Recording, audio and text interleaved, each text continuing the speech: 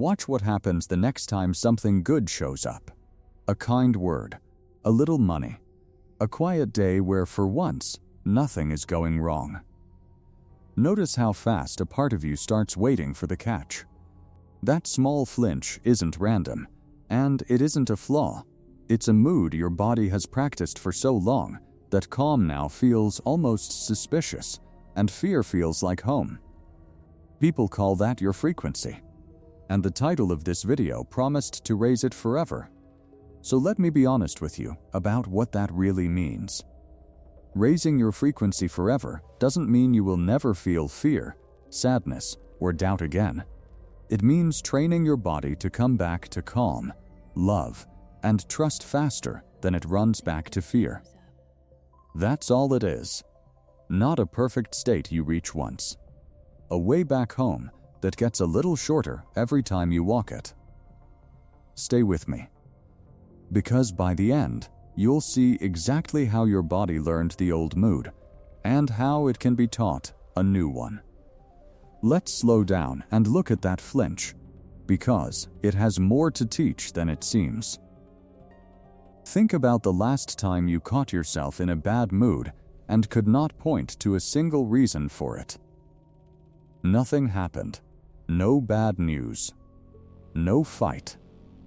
And yet there it was, a tightness in the chest, a short temper, a quiet sense that something was wrong. You went looking for the cause, and the day had not even handed you one yet. Here is the strange part. The mood did not wait for a reason. It showed up first, and then your mind went hunting for something to blame it on. That is the clue most people miss. We believe our inner state is always a reaction. We think, I feel anxious because life is uncertain. I feel guarded because someone hurt me. I feel pressure because money is tight. And sometimes that is true. But after enough years, something shifts. The body stops only reacting to life. It starts rehearsing it. It begins preparing for the same feeling before anything even happens. This is what people are really pointing at when they say the word frequency. Take away the mystery, and it gets simple. Your frequency is just the mood your body has practiced the most. The feeling it knows how to make without thinking. The one it reaches for on autopilot. Let me show you what practiced means with something you already do. Think about how your hand finds the light switch in a dark room. You don't search for it. You don't think about it. Your hand just goes there, because you have done it 1,000 times. The path is worn in. Your body learned it so well that it happens on its own. A mood works the same way. If your body wakes into worry every morning, it is practicing worry.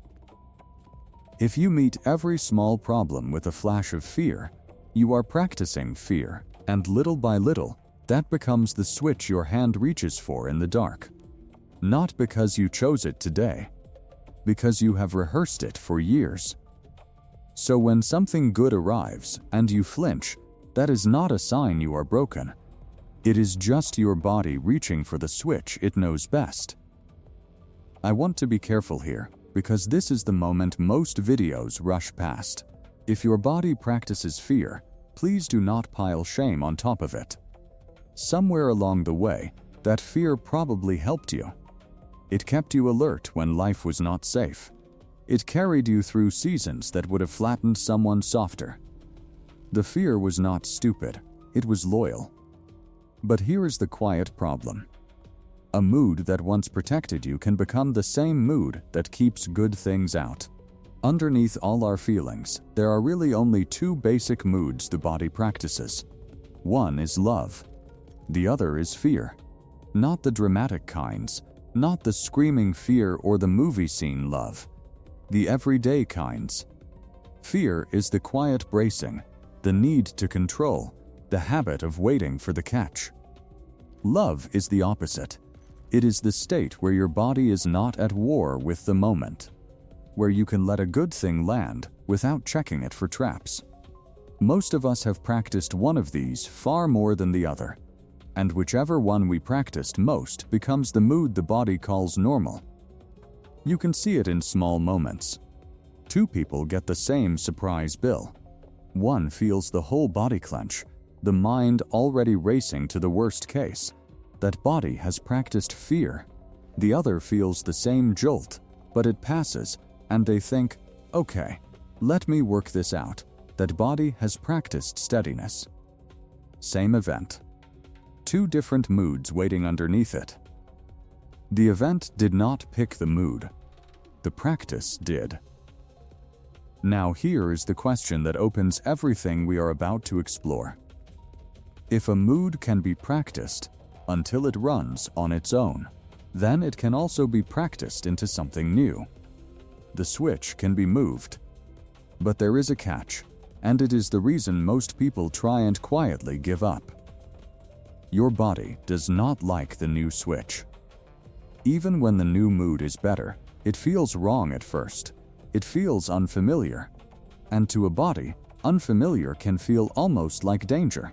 That is the wall almost everyone runs into.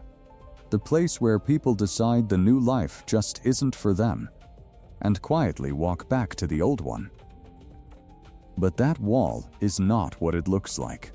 And once you see what is really behind it, it loses the power to stop you.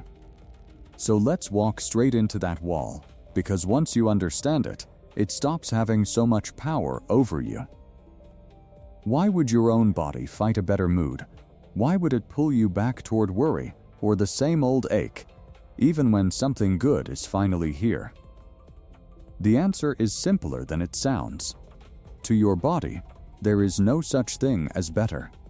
There is only familiar and unfamiliar, safe and unsafe, and for most of your life, those two pairs have meant the same thing. Familiar felt safe, unfamiliar felt risky. So your body learned a rule it still lives by: stay with what you know. Let me show you how strong that rule is, with something ordinary. Picture someone who has slept for years on an old, sagging mattress. Their back aches every morning. They know it is bad for them. Then one day, they finally get a brand new mattress, better in every way. And for the first few nights, they sleep worse. They toss. They wake up. Something feels off. Why? The new mattress is better, but it is not familiar. Their body got so used to the old broken shape that the healthy one feels wrong. Give it time and the body adjusts, and the new becomes normal. But those first nights are strange, and many people, if they could, would drag the old mattress back just to feel right again. Now take that same thing and move it inside you. You have slept on an old emotional shape for years. Maybe it was worry. Maybe it was being the one who struggles. Maybe it was bracing for disappointment so it could never catch you off guard. It ached, but it was yours. It was broken in.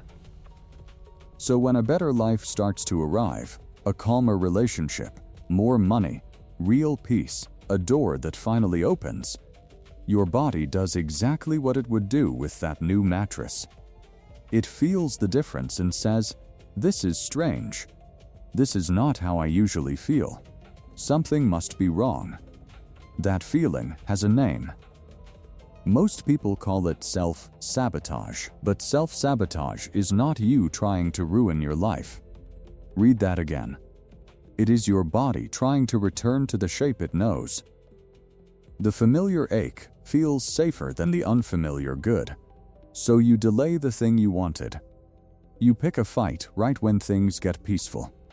You find the one flaw in the person who treats you well. You spend the money the moment it lands. You talk yourself out of the open door. And here is the part I really want you to hear. When you feel that pull to run from something good, it is usually not wisdom warning you. It is the old shape asking to come back. Sometimes the fear is not telling you the new path is wrong. It is telling you the old you is losing control. That is a completely different message, and learning to tell the two apart changes everything. Real wisdom is usually quiet. It does not panic. It can wait a day and still feel the same. The old shape, on the other hand, is loud and in a hurry. It wants you to quit now, cancel now, run now, before the new thing has a chance to feel normal. So when the urge is loud and urgent, that is often the old self talking, not your wisdom. Once you know this, the strange feeling stops being a stop sign. When the good arrives and your body tenses, you no longer have to obey it. You can say, quietly, "This feels wrong," because it is new, not because it is bad. That one sentence has saved more good lives than people realize. I am not asking you to never feel the pull. You will. Even after years of this work, the old shape still calls sometimes. The difference is no longer whether you feel it. The difference is whether you follow it home. So the real question becomes practical. If the body only trusts what is familiar, then the work is not to force the new mood with willpower. Willpower runs out. The work is to make the new mood familiar, to let your body sleep on the new mattress long enough that it finally stops feeling strange.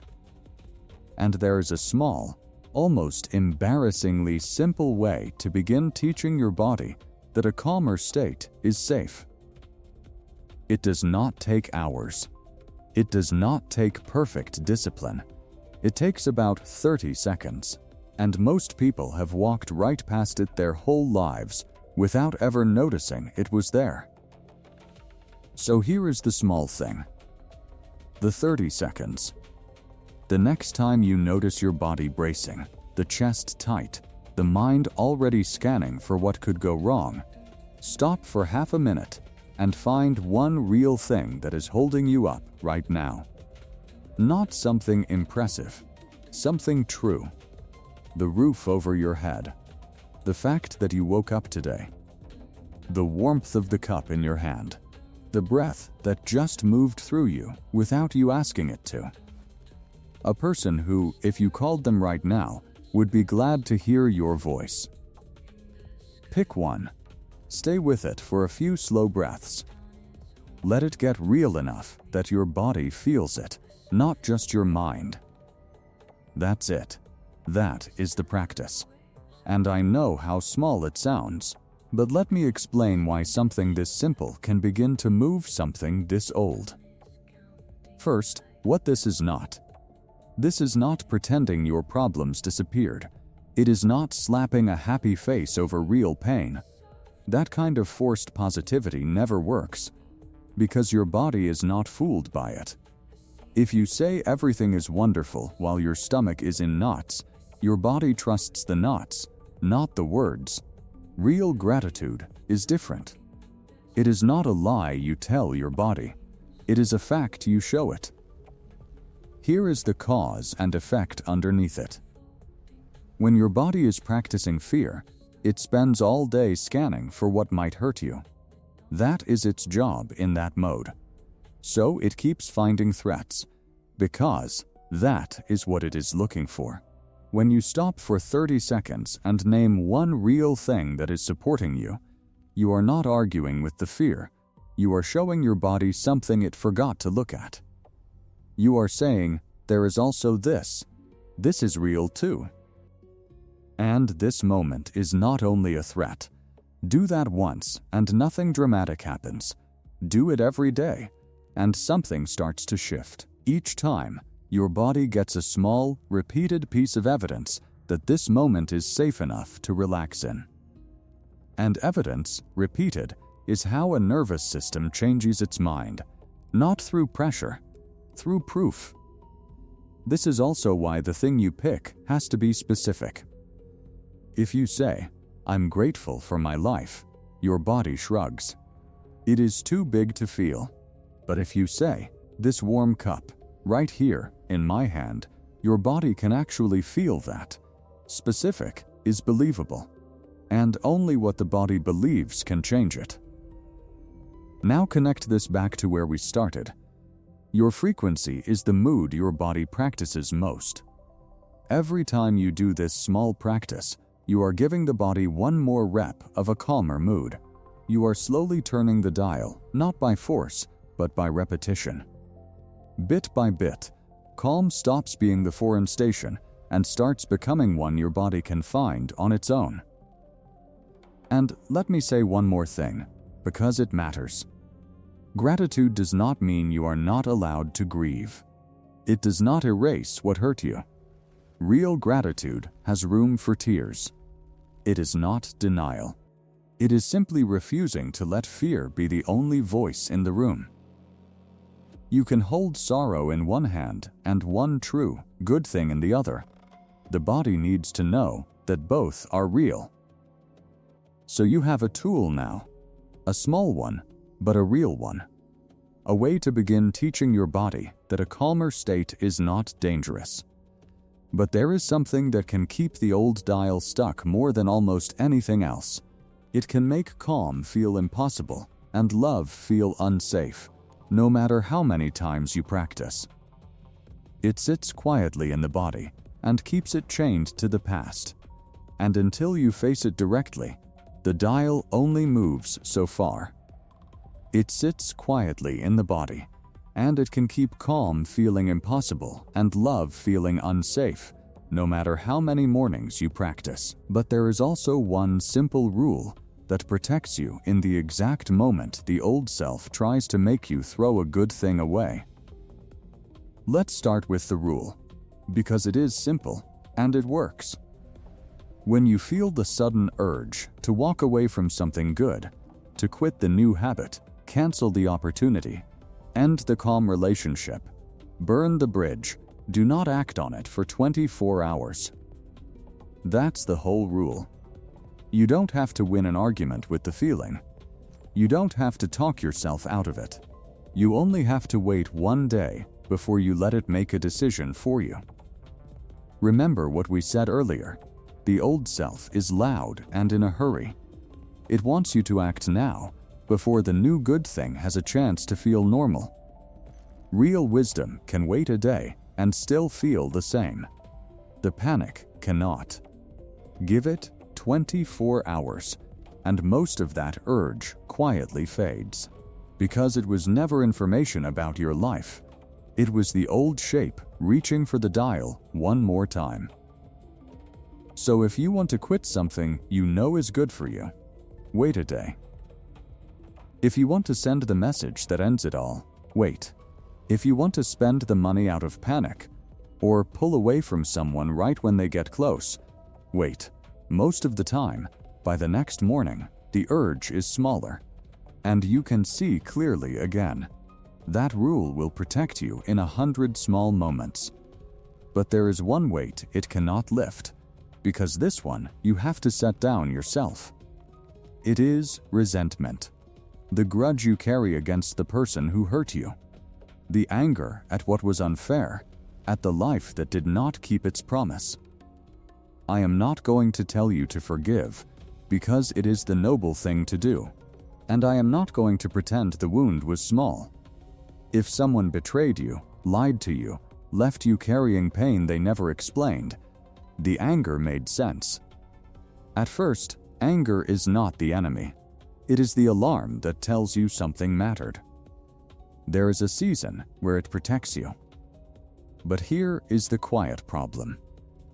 Resentment is like a recording you keep pressing play on. The fight is over. The person may be long gone. The conversation ended years ago. But every time the memory rises and you press play, your body does not know it is only a recording. It reacts as if the wound is happening right now. The jaw tightens, the chest closes, the whole body braces, today, over something that ended a long time ago. And the other person is not in that recording anymore. Only you are. You press play, and you are the only one who lives it again. That is why forgiveness is not really about them. It is about whether you keep pressing play. Let me be clear about what forgiveness is not. It is not saying what happened was okay. It is not reopening the door to someone who is not safe. It is not dropping a boundary. You can forgive someone and never speak to them again. Forgiveness is simply the decision to stop letting that old moment keep living inside your body, day after day, long after it ended. You are not letting them off the hook. You are taking your own hand off the play button. And something strange happens when you do. The energy you did not even know was tied up in that grudge begins to come back. The attention that was always half stuck in the past returns to the present. You may still remember what happened, but the memory stops being the air you breathe all day. You get your hand back, and a hand that is no longer clenched can finally hold something new. So far, everything we have done has been about teaching the body that good is safe, through small practice, through patience, through letting go of what keeps you chained to the past. But underneath all of it, there is one more thing the body keeps fighting. It is the shape of life itself. The fact that life always comes with two sides, the easy and the hard, the sweet and the bitter. And the day you stop wrestling with that, something you have been clenching for years quietly begins to let go. Think about a garden for a moment. If you could control the weather, you might be tempted to give your garden nothing but sunny days. No storms, no cold, no gray. It sounds perfect. But anyone who has ever grown anything knows what would happen. The garden would die. Because the rain you curse is the same rain that feeds the roots.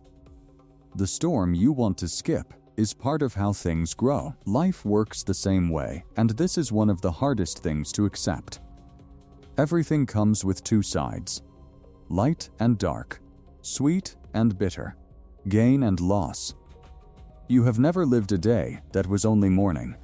You have never known a year that was only summer. And yet some part of us spends decades demanding exactly that. The joy without the grief, the love without the risk of losing it, the gift without the cost. This is where most of our suffering hides. Not in the hard things themselves, but in our refusal to accept that hard things are part of the deal. Watch what happens when you forget this. You start to believe that if you were really growing, nothing would hurt anymore. That if your life were truly on track, you would never feel doubt, or grief, or fear again. So the moment those feelings show up, you panic. You decide something has gone wrong. You think you have failed. But you have not failed. You have just hit the rain. Sometimes the hard feeling is not a sign you are off the path. It is the pressure of a new life pushing against an old pattern. The storm is not proof the garden is dying. Often it is proof the garden is growing. So here is a small shift that changes how the hard days land. When something painful happens, and only after you have let yourself actually feel it, because you have to feel it first, try asking a different question than the one the mind reaches for. Not why does this always happen to me? That one only digs the hole deeper. Instead, what is this trying to show me that I have not been willing to see? Now, I want to be honest with you, because there is a comfortable lie nearby. I am not saying every painful thing happened for some perfect hidden reason, neatly arranged for your good. Some things that happen are simply unfair, and no tidy explanation makes them fair. I will not insult your pain by pretending otherwise. What I am saying is more practical and more in your hands. Your mind finds whatever you point it at. Point it at the wound, and it will rehearse the wound until that becomes the only road it knows. Point it at the lesson, and slowly, it begins to find one. You are not pretending the pain was a gift. You are refusing to let it stay only a wound. And this leads to one of the hardest places to actually live this out. The urge to get even. When someone wrongs you, a part of you wants justice. You want them to finally understand, somehow, exactly what they cost you. I understand that hunger. But look closely at what it does. Every hour you spend planning how to get back at someone is an hour you spend keeping them alive inside your life. You become an unpaid guard for a relationship that already ended. The strength that could rebuild your own world, your health, your work, your peace, your next chapter, gets poured into someone who is not even in the room anymore. The strongest answer to being wronged is almost never revenge. It is rebuilding. It is taking that same fire and turning it inward as fuel, until your own life becomes so full and so steady that the old wound loses its grip, not because you forced it to, but because you outgrew the person who used to live inside it. You do not have to win against them. You only have to stop losing yourself to them.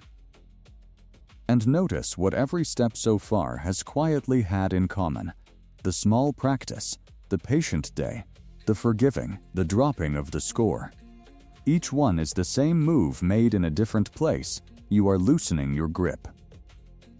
So, the real question now is how to live from that looser hand on purpose. How to meet people, decisions, and hard days without the old clench taking the wheel. Because the way you hold your own life turns out to decide almost everything about what it can become. So let's talk about that looser hand, because there is a simple way to find it, even in the middle of a hard moment. We usually treat love as something that comes and goes on its own, a feeling we wait for. But there is another kind of love that works more like a tool, a state you can step into on purpose. And I don't mean romance, I mean the state where your body stops bracing for attack, where you can think clearly instead of react, where you are not deciding from fear. Here is a practice you can use before anything that matters. Before the hard conversation, before you send the message, before you say yes or no to something that could change your direction. Put your hand flat on the center of your chest. Hold it there for 30 seconds, and in that half minute, bring to mind one person, one memory, one thing you genuinely love or feel grateful for. Let your body soften around it. Then decide. It sounds almost too simple, but watch what it does. When you are in fear, your options shrink until there seem to be only two, and both of them are bad. Fear is a narrow room. The moment a little warmth comes back into your body, the room gets wider. You see a third option you could not see before. A calmer way to say the hard thing. A choice that is more than damage control. Love does not tell you what to choose. It just gives you back enough room to choose like someone who is not running. Almost every decision you regret was not a failure of intelligence. It was a decision made from fear, by a version of you that could not quite breathe. The hand on the chest is simply a way to help that version breathe again before it picks. And if you have stayed with me all the way here, to the part of the video most people never reach, let me ask you something simple. Subscribe and walk through these with us. A little at a time. The people who gather here are not looking for noise or quick fixes. They are the ones quietly rebuilding themselves from the inside, often while no one around them even notices. If that is you, you are in the right place. Stay close. Now, back to that looser hand, because there is one more place it changes everything. And it happens to be the place we fight the hardest. Most of us, somewhere, believe that if we just grip life tightly enough, plan every detail, control every outcome, hold every variable in our hands, then nothing can hurt us again. It feels responsible. It feels safe. But it does the opposite. Think about the first time you tried to float in water. When you feel yourself sinking, the instinct is to fight, to thrash, to tense up, to grab at the water. And the harder you fight, the faster you go under. Then someone tells you the strange truth. Relax. Stop fighting. And the moment you do, the water rises up and holds you. The very thing you were fighting was the thing that could carry you. Life is a lot like that. Gripping does not keep you safe, it only wears you out, and it strangles the very openings that were trying to reach you. Because life rarely arrives through the one door you are busy standing guard over. Letting go does not mean doing nothing. You still swim. You still steer. You still take the next honest step. But you stop trying to squeeze the whole ocean in your fists. You take part in your life, without the panic running it, and there is one small experiment that can prove this to your own body. A way to feel, in just 24 hours, that loosening your grip is not the same as losing your life. Once you feel that for yourself, everything we have walked through stops being ideas and starts becoming the way you actually live. So here is the experiment, and it is smaller than you think. Choose one thing in your life you know you are gripping too tightly. Not everything. One thing. An outcome you keep forcing. A person you keep trying to manage. A message you keep checking. A door you keep pushing even though your whole body is tired. For the next 24 hours, do not abandon it. Just loosen your hold. Don't fix it. Don't steer it. Don't check on it. And then, watch what happens inside you. You will probably feel a flash of fear. The old voice insisting everything will fall apart the second you stop holding it together. Notice that voice, and don't obey it. Because most of what we frantically control was never being held up by our control in the first place. It was holding together, in spite of it. That small experiment teaches your body something words never could, that you can let go of one thing and not disappear. Now, let's gather everything into a few simple truths, the kind you can carry in your pocket. The first, your mood is something you practice. The feeling your body returns to most becomes the one it calls normal. That is what frequency really is. Not a mystery, a habit of the heart. The second, life always comes with two sides. The light and the rain arrive together. The day you stop demanding only the easy half is the day you stop fighting your own life. The third, you cannot grip and grow at the same time. You still act, you still choose, but you stop trying to squeeze the whole ocean in your hands. You learn to float. And the fourth, the one that holds the rest, you come into tune with whatever feels familiar inside you, not with what you beg for, but with what your body has practiced. Which means the real work was never out there. It was making a calmer, kinder state familiar enough to stay. Go back, for a second, to where we started. That small flinch when something good arrives. By now you know what it is. It is just your body reaching for the switch it knows best. And remember what the title promised. Raising your frequency forever was never about reaching a perfect place where fear never visits again. It means training your body to come home to calm faster than it runs to fear. Not a peak you climb once. A path back that gets a little shorter every single time you walk it. You will not get all of it at once. Tomorrow, you will forget half of this and react from the old switch, and that is completely fine. You only have to come back. Notice the mood you are practicing. Choose love over fear one more time than you did the day before. Press play on the old recording one time less. Float, just a little, where you used to fight. Every small return is a vote for who you are becoming. If something here reached a part of you that has been waiting to be reached, do a few small things before you go. Follow the channel, so the next quiet reminder finds you on the morning you need it most. Share this with 5 people you sense are carrying more than they let the world see. You may never know which of them needed it today.